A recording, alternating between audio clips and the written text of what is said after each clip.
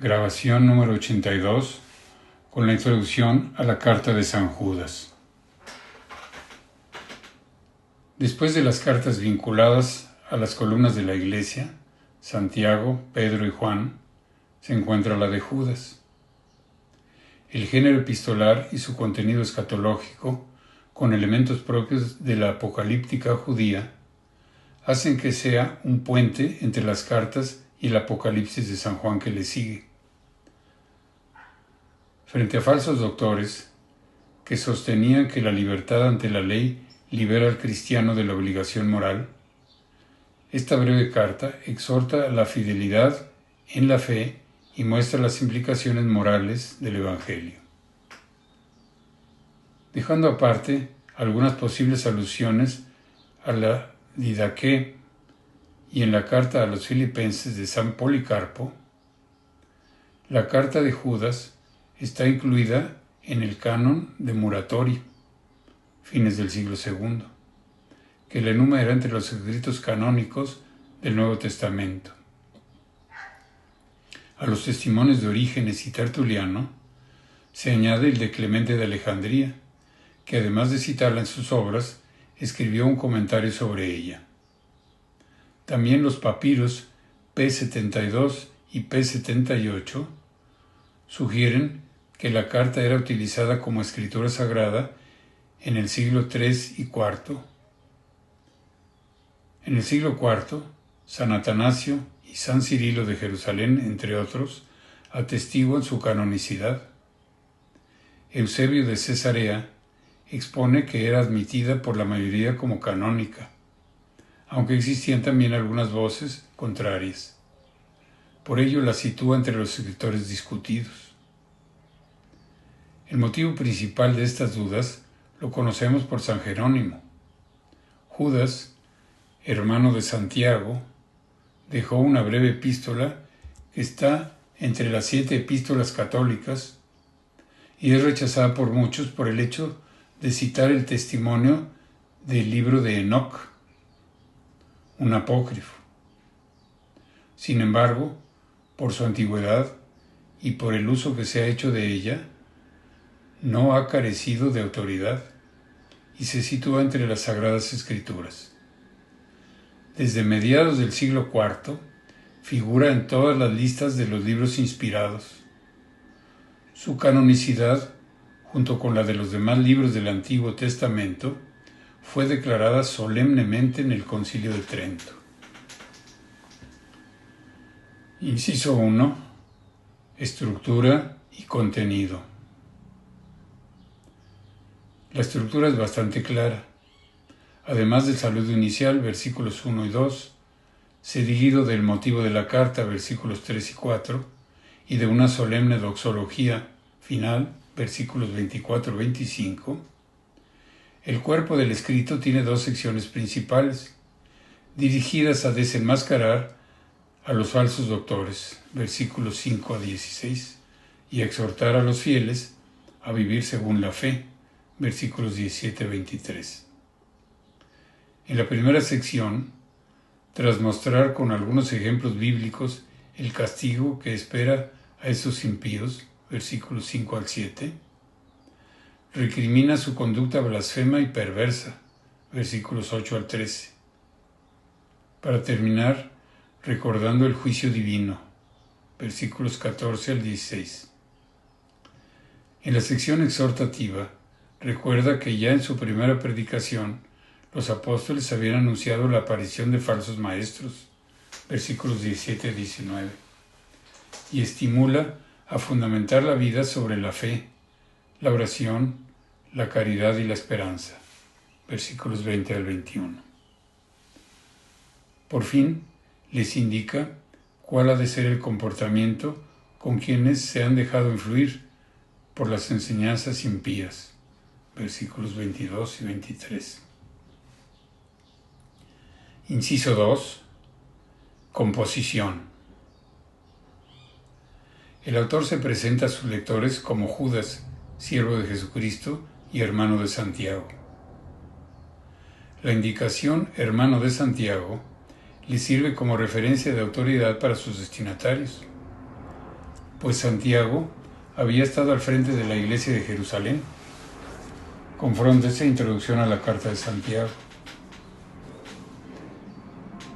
El nombre de Judas, no el Iscariote, aparece junto con el de Santiago y otros hermanos de Jesús, es decir, como uno de los parientes del Señor.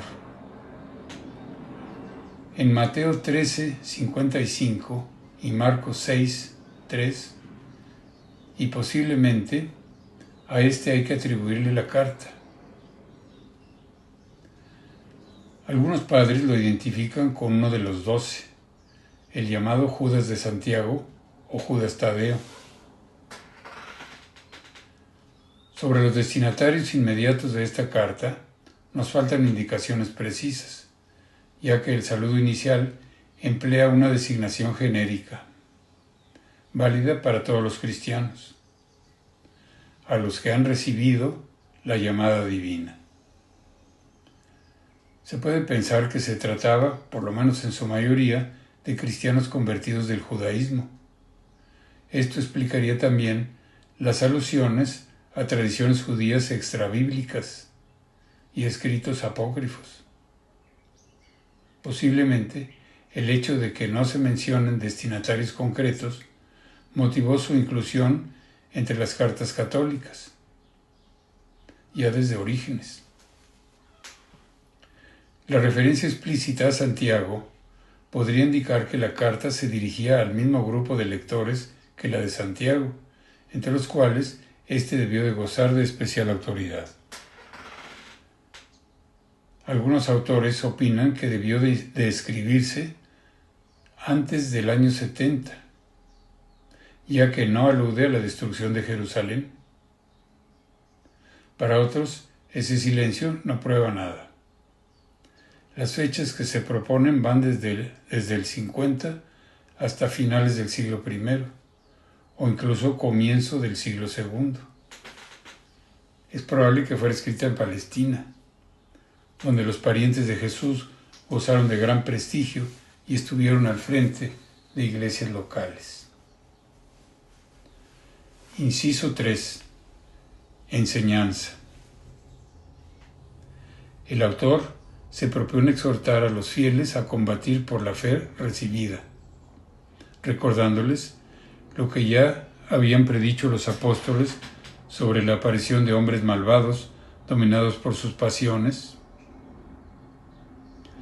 Las noticias de que tales hombres impíos ya se habían introducido solapadamente en aquellas comunidades cristianas pudieron ser el motivo inmediato del escrito.